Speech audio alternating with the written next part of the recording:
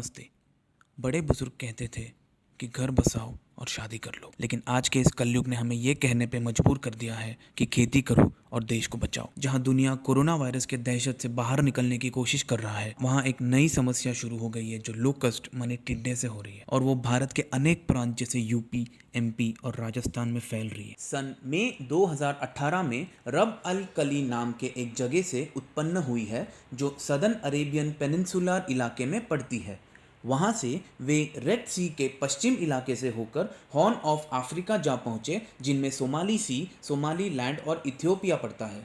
वहाँ से वे उत्तर दिशा में होकर ईरान और पाकिस्तान जैसे देशों की तरफ गए। सूत्रों की माने तो भारत में ये टिड्डे हमारे पड़ोसी देश पाकिस्तान से आ रहे हैं, मगर जैसा मैंने पहले बताया, ये रब अल कली नामक एक जगह से उत्पन्न हुई है जो सदर्न अरेबियन पेनिनसुला में पड़ता है। फिर ये टिड्डों की तादाद भारत में अचानक इतनी बढ़ कैसे गई, आओ देखें।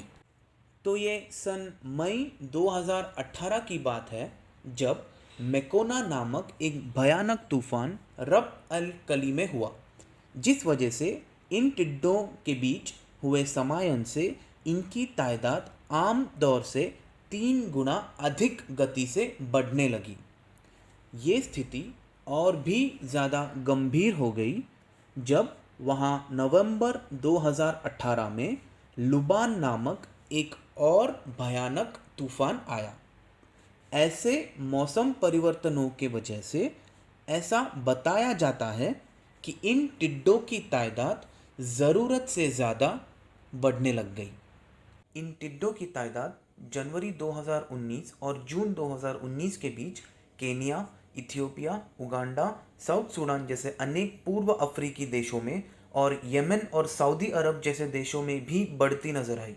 और तो और सूत्रों के अनुसार ये टिड्डे कई और देश जैसे इराक और यूएई में भी दिखाई पड़े हैं, पर इन देशों में इनकी मात्रा काफ़ी कम दिखाई पड़ी है।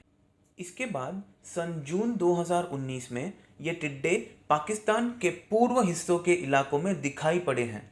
नवंबर 2019 में टिड्डों का पहला हमला कराची में हुआ, जिससे फसलों का भारी मात्रा में नुकसान हुआ। सन 1961 के बाद ऐसा पहली बार हुआ था।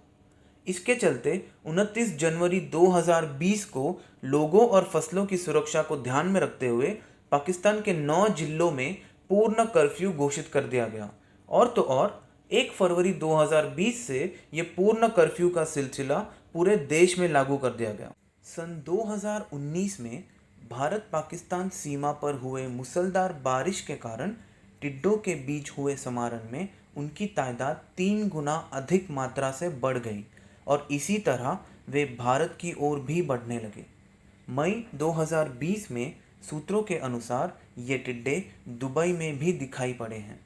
आगे चल के इन टिड्डों से हुआ नुकसान बहुत गंभीर समस्या बन सकता है, पर हमें ना सिर्फ इसका शोक मनाकर भूल जाना है, बल्कि उसका एक उपाय भी निकालना है जो बहुत ही महत्वपूर्ण होगा।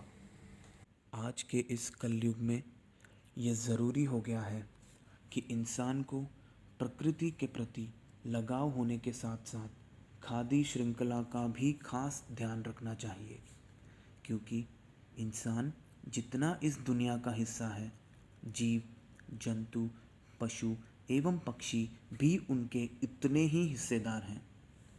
किसानों और उनके फसलों पर टिड्डों से होने वाले ये नुकसान हमें कतई नहीं भूलना चाहिए, ये जानते हुए कि उनकी पूरी रोज़ी रोटी खेतीबाड़ी पर निर्भर है और यही उनका एकमात्र ज़रिया है।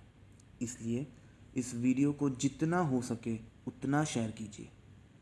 किसी भी विशेष चलचित्र को इशारा ना करते हुए मैंने हाल फिलहाल में ऐसे कई चलचित्र देखे हैं जिनमें लोकस्ट अटैक और कोविड-19 के बारे में दिखाया जा चुका है, लेकिन ऐसे भी सिनेमा हैं जिनमें प्रकृति की सुरक्षा, पक्षियों की रक्षा, मानवता से प्रेम, परिवार से लगन करना भी दिखाया जाता है।